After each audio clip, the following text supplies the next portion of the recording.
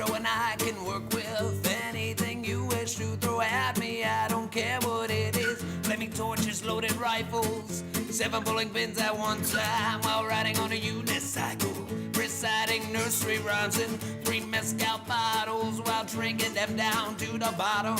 Burning Roman candles going off in my hands while I'm juggling. I perform the private chambers of kings and queens and presidents, and on the streets of New York City for the change in your pockets. Mama says my grandfather was a famous juggler back in Poland.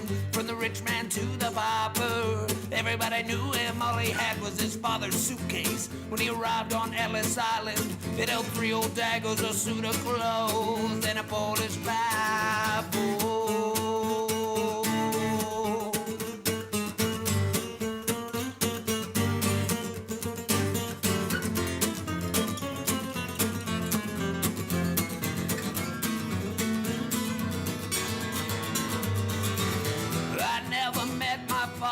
But I'm told he was a drunkard. I was born into the carnival. Mama was a dancer. For my 10th birthday she gave me grandfather's old daggers. I learned the trade with them. Just look at these scars on my hands and fingers. Mama died when I was 21. We buried her in New Mexico. You must understand there's no graveyard for carnival folk. Got drunk as a bastard, cursed God's name in grief and anger. The next night I lost my index finger to the digger.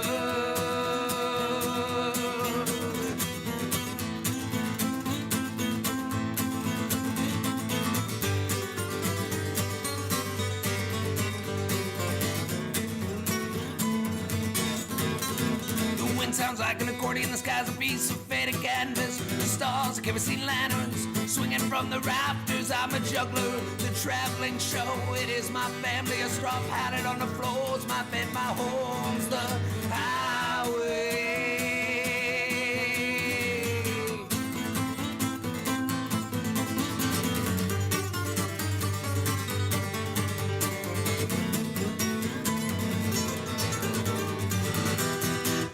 Live at Gilmore Guitars, Brock Zeman, Blair Hogan. Welcome, guys. Podcast number 49.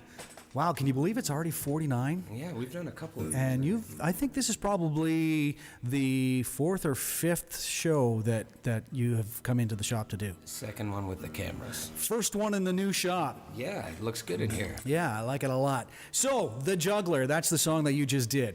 Mm-hmm. And the new record is called The Carnival's Back in Town. And you've been working on this idea for a long time, probably since we first met, you know. Yeah. You every time you're always talking about, I want to put this record together. So you finally got it out. How did you make it happen? Well, I've been talking about this idea for a long time and not actually working on it is the problem. Right. And I think these songs are close to 10 years old. All of them? Did you write new music for this wrote record? It all, and then it just kind of sat there for a while. We tried to record it one other time, which was 5 years ago. 5 years ago, and recorded it. We did almost everything that the record has on it, and then scrapped it all. Why? It just didn't sound the way it sounded in my head. I keep going back to if it doesn't sound right, it's got to be done again. Okay, so did you record any of these songs on any other records as well? No, they all go together. They're all kind of a one piece of art then. Yeah. So what made you want to write a record about the carnival? Well, it started, I was watching something on TV, and there was a carnival barker. Mm-hmm. And he was screaming at this crowd, come on, the whole spiel, we've got this, we've got that, and the 10 and 1, and just, it was really entertaining. He had really colorful, way of speaking, and obviously this guy's a bit of a grifter to begin with, right. And that's the kind of feel you get off those folks. Snake oil salesman. Right, and so that interested me, and I actually wrote a song that night called Come One, Come All. Okay. Where I am that guy trying to get people into the carnival, and I'm naming off names of acts they're going to see in the carnival. And then the next day, I just woke up and started writing songs about the people I named off. And then by the time I had 4, I was thinking, maybe I could make a whole record. There's a record in here. Yeah. So, and it took you 10 years to compile enough songs to do it. Did you Probably took me about 8 months, and then it took me 10 years to put it together? actually record. Oh, okay. They were 100% written 10 years ago. Yeah. Oh, okay. Because I recognize a lot of the songs. You've done a lot of these songs live over the years. Yep. That's very cool. It's a little ridiculous. Like, we've been playing some of these songs for 10 years, and the record hasn't come out. It's I don't know what we were thinking. All right. Note to everybody listening: go out and buy this record. Yes. It's a great record. I will admit, it took me 2-3 listens all the way through to get there. But once I got there, I went, "Oh, this is really good." Yeah, this it's one is really, it's really one of my good. favorite things that's come out of my studio, anyways, because it's the only thing that's completely acoustic. Okay. You know, there's no electrical instruments on it, and we didn't use synthesizers or little, Yeah. plugins or whatever. It was just straight up the way people played, and it was really nice to do a record like that.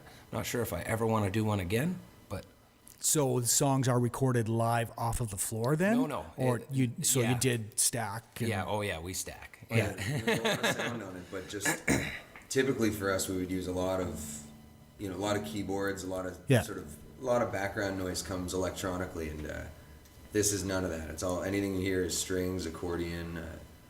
There was a fair amount of hiring out of people which Okay. doesn't always happen for Yeah. us. So. Well, usually we can just go, we want this on the record. Blair can play it. Right. And Blair plays it. Right. It's usually how it works. But this time, he didn't And how hone in nice on it- his accordion skills. And how nice is it for a singer, songwriter, producer, engineer to have a guy like Blair Oh, it's amazing. as your It's- as your right hand? It's like having a computer that knows everything. you can, when something's That's off, recorded, right? Yeah. you can just have someone else's opinion that definitely knows more about music than I do. Right. I know very little about music. Right. I know what I want to hear, and that's what I go for. Right. And sometimes the what I want to hear rubs up against other things in the song, and so it's nice to either hear why that is and go forth with that information, Yeah. or just have a different point of view that I can't speak music speak. Okay. It's not my thing. I've never been able to do it. All right. Well, let's hear some more music. This is podcast number 49, live at Gilmore Guitars, Brock Zeman and Blair Hogan. What are we going to hear now? Something Drop off of... your bucket down Yeah. the well. Awesome. This is a great song, too. Live at Gilmore Guitars, Brock Zeman, Blair Hogan. 2, 3, 4.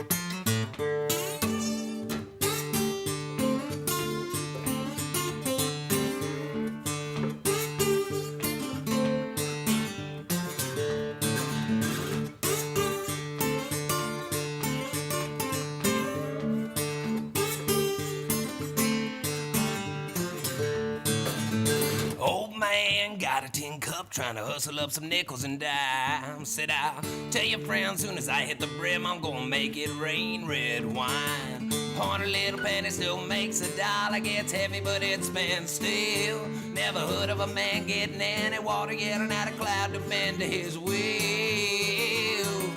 You gotta drop your bucket down the well.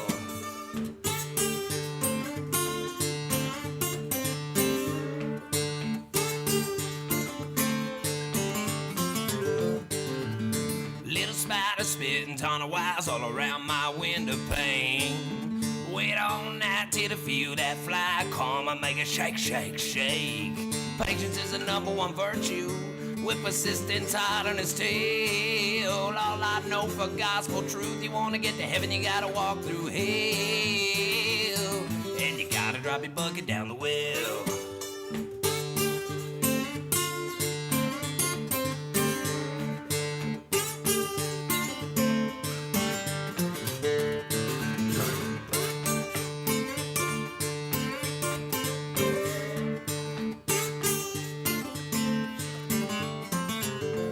Well, everybody's looking for a rainbow. Everybody wants to get a little bit of gold.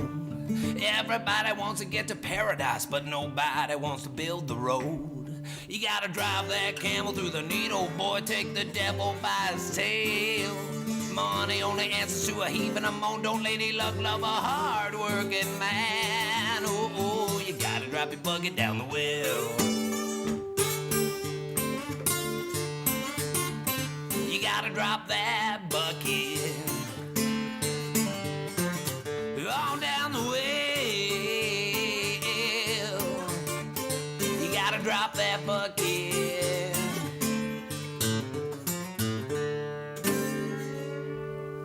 Live at Gilmore Guitars, Brock Zeman, Blair Hogan, podcast number 49. I love that song, and I love that record that it's on. Oh, thank you. Pulling the sword out of the devil's back. That's right. You know, the first time I heard that particular song, the title track, there's a line in there about dreams in the pillow, and I ain't in any of them. That just knocked me in the head. It was so good. I'm thinking, where does this guy come up with stuff like that? Because you are a wordsmith. You have just a way of turning a phrase. Well, thank you.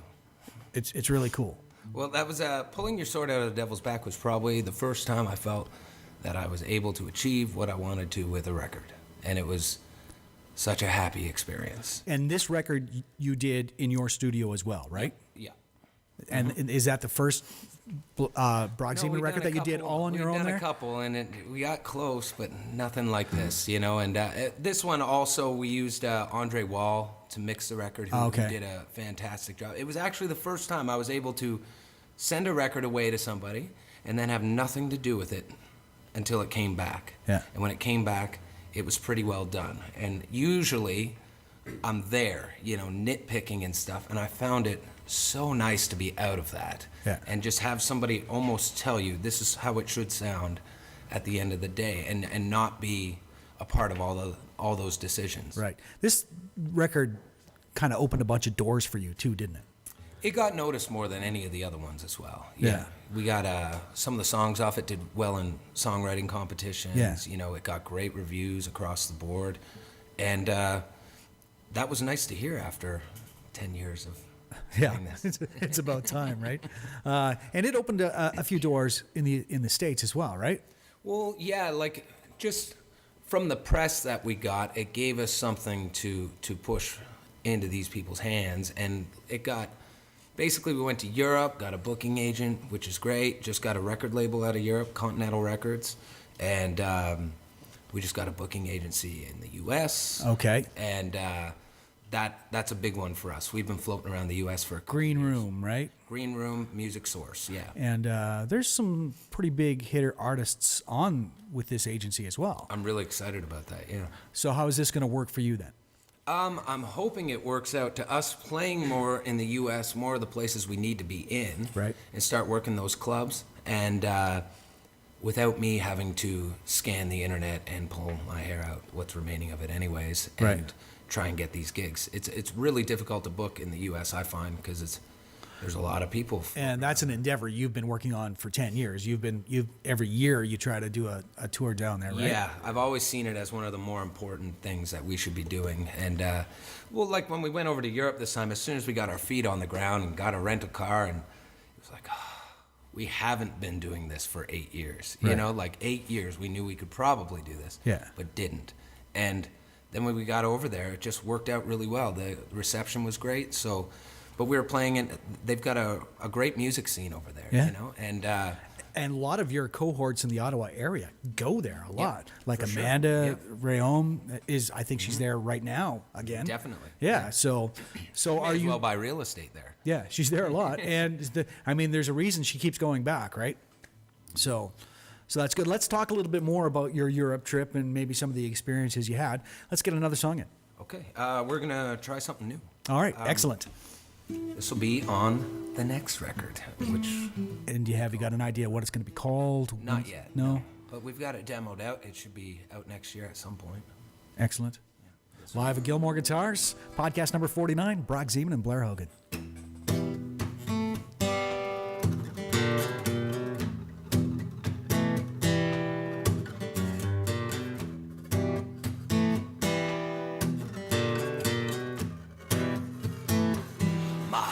Something like boom, chicka, boom, boom, boom. Then my mind just exploded. Little pieces of it went sprawling out across the room, then came back to you as if you called them. I'm jealous of every single little hair on your head for spending all them years rubbing up against your neck. When they fall into your eyes, you tie them back behind your head as if it's some kind of punishment. Oh, let me be your coffee. Let me be your cigarette. Let me be that thing you reach for before you realize you're reaching for it yet. I'll get you all itchy and twitchy and chewing your nails when you can't have any. Ooh, slice off a little piece of your day for me, baby, and let me be your coffee.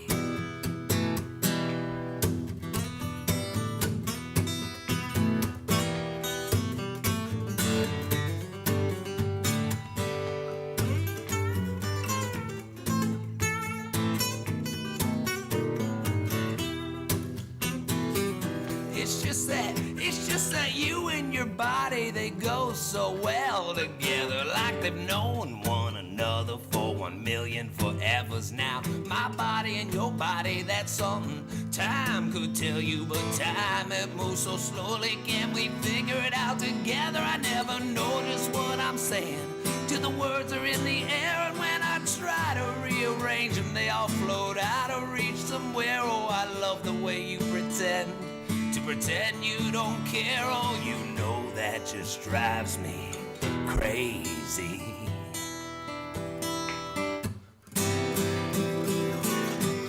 Let me be your coffee. Let me be your cigarette. Let me be that thing you reach for before you realize you're reaching for it yet. I'll get you all itchy and twitchy and chewing your nails, and you can't have any. Oh, slice off a little piece of your day for me, baby, and let me be your coffee. Just let me be your coffee. Just let me be your...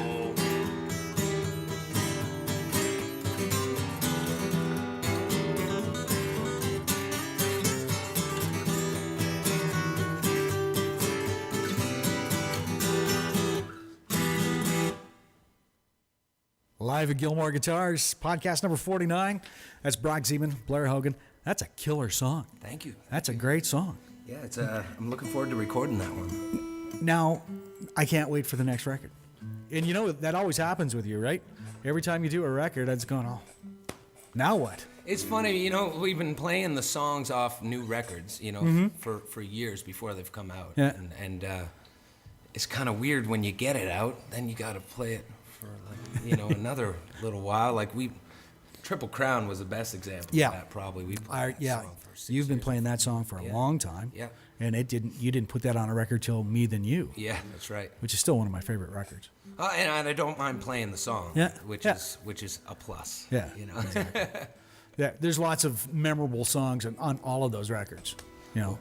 That's what I like to think. Yeah, that's cool. So, is this next record, going to be kind of in line with that song there, or are you going to have all kinds of different? I think it's actually a little softer, to be honest, than a couple of the last records, I think. Okay. But I mean, we haven't really dug into it yet.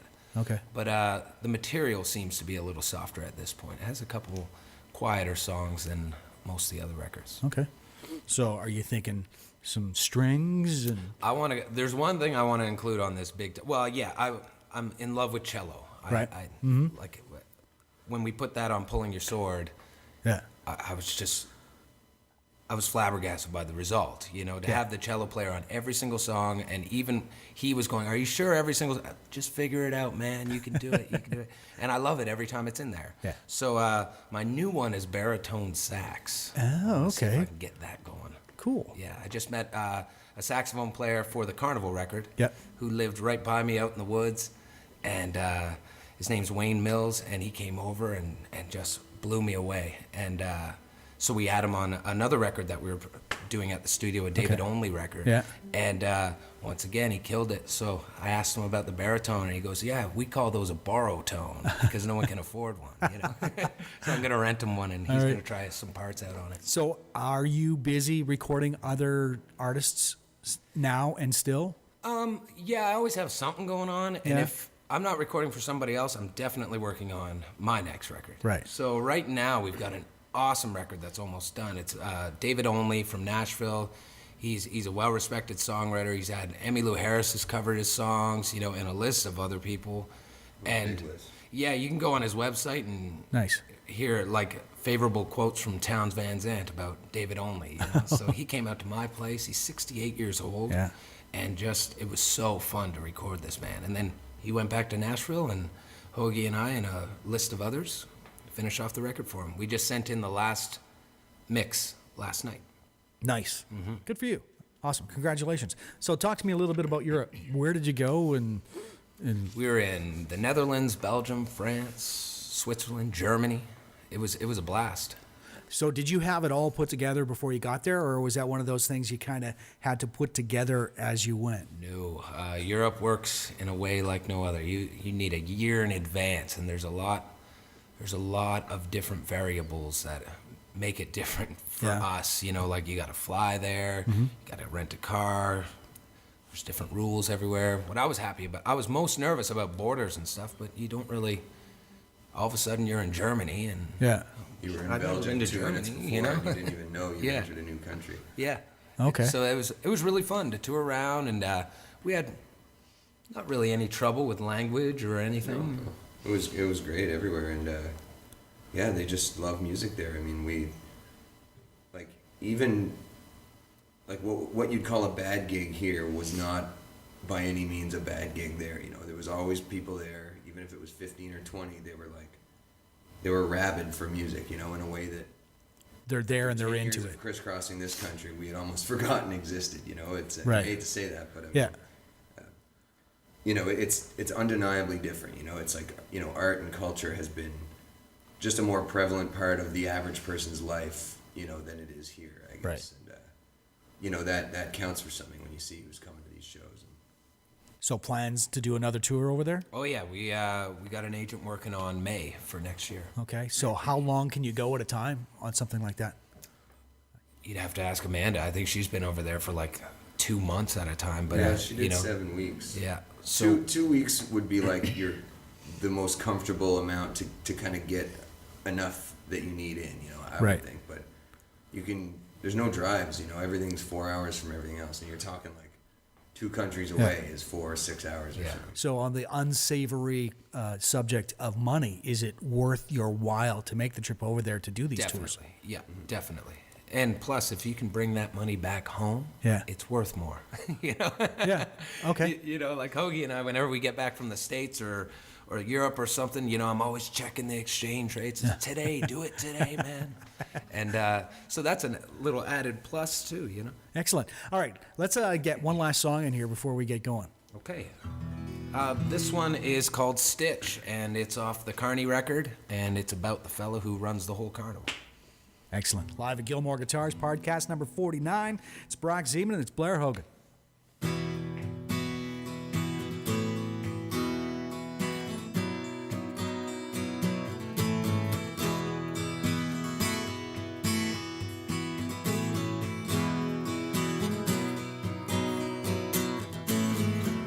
Well, my name is JT. My friends call me Stitch. I'm that dirty fingernail that always gets the itch. I make my living picking up what you throw away. From misfits to outlaws and putting them up on stage. Well, you can call me what you want, but a thief I'm not. I believe every soul deserves to make a living with whatever they got. I'll be the first to admit it, where I once saw dollar signs. Now all I can see are some friends of mine, and I think that beauty hides behind a pair of eyes. It ain't built in no factory, ain't made of flesh and bone. It don't get wrinkled, it don't fade in time. It lies beneath your skin, sewing into your soul. I met Billy the Savage out in Tennessee. Might not look like much to you, but stick a banjo on his knee. Lucille and Sue Lynn, the two Siamese twins, singing in a subway in Chicago. Swing low, sweet chariot. Get a boy was selling papers. Little Mac selling dope out in New York City.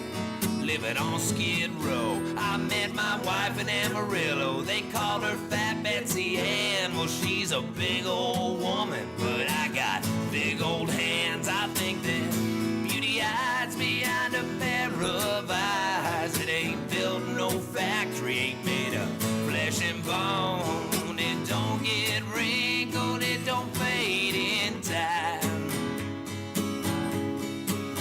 It lies beneath your skin, sewing into your soul. That's right.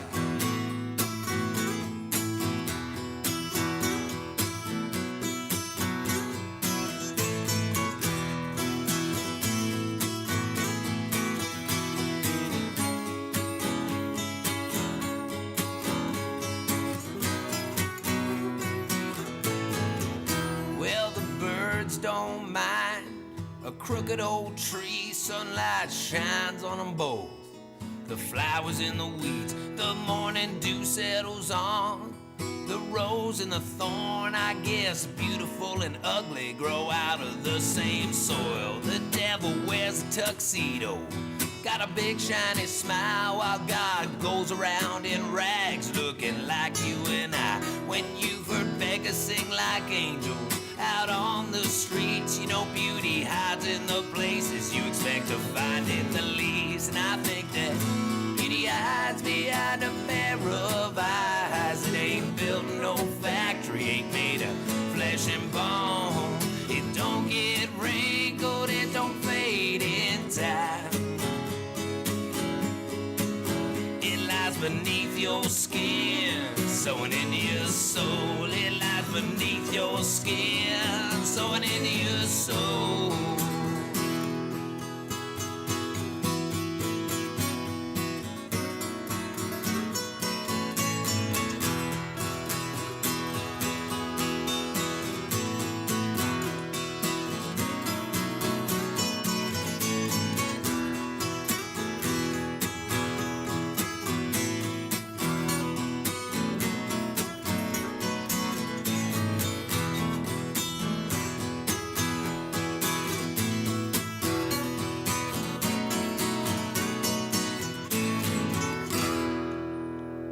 Live at Gilmore Guitars, podcast number 49, Brock Zeman and Blair Hogan.